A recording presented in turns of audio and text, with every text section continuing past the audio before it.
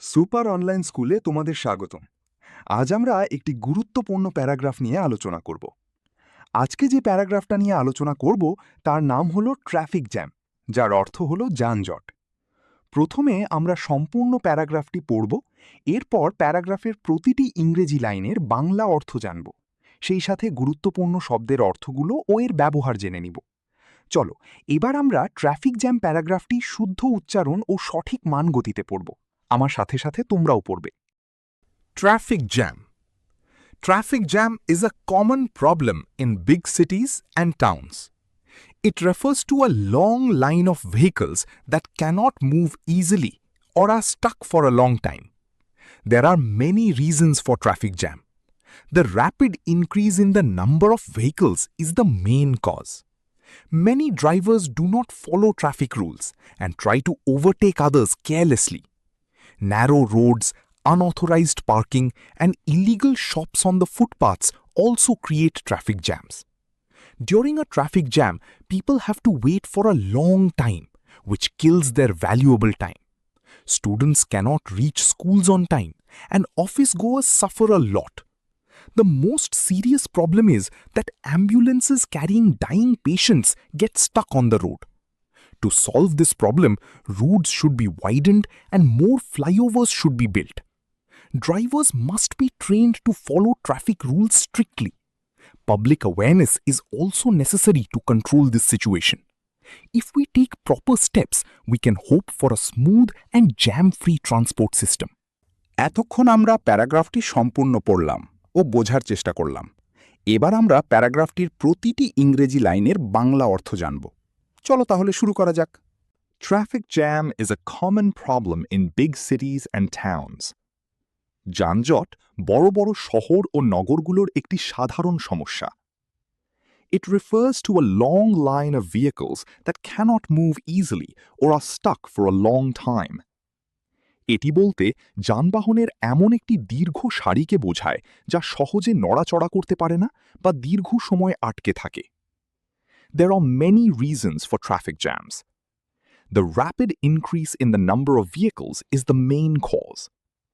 যানবাহনের সংখ্যার দ্রুত বৃদ্ধি এর প্রধান কারণ। Many drivers do not follow traffic rules and try to overtake others carelessly. অনেক চালক ট্রাফিক আইন মানে না এবং অসতর্কভাবে অন্যকে ওভারটেক করার চেষ্টা করে। Narrow roads, unauthorized parking, and illegal shops on the footpaths also create traffic jams. সরু রাস্তা, অবৈধ পার্কিং এবং ফুটপাতে অবৈধ দোকানপাটও যানজট সৃষ্টি করে। During a traffic jam, people have to wait for a long time, which kills their valuable time. যানজটের সময় মানুষকে দীর্ঘক্ষণ অপেক্ষা করতে হয়, যা তাদের মূল্যবান সময় নষ্ট করে। Students cannot reach schools on time, and office goers suffer a lot. শিক্ষার্থীরা সময়মতো স্কুলে পৌঁছাতে পারে না এবং অফিসগামীরা অনেক ভোগান্তিতে পড়ে। The most serious problem is that ambulances carrying dying patients get stuck on the road. সবচেয়ে গুরুতর সমস্যা হল মুমূর্ষু রোগী বহনকারী অ্যাম্বুলেন্স রাস্তায় আটকে যায়। To solve this problem, roads should be widened and more flyovers should be built. এই সমস্যা সমাধানের জন্য রাস্তা প্রশস্ত করতে হবে এবং আরও ফ্লাইওভার তৈরি করতে হবে। Drivers must be trained to follow traffic rules strictly. চালকদের কঠোরভাবে ট্রাফিক আইন মেনে চলার প্রশিক্ষণ দিতে হবে। Public awareness is also necessary to control this situation.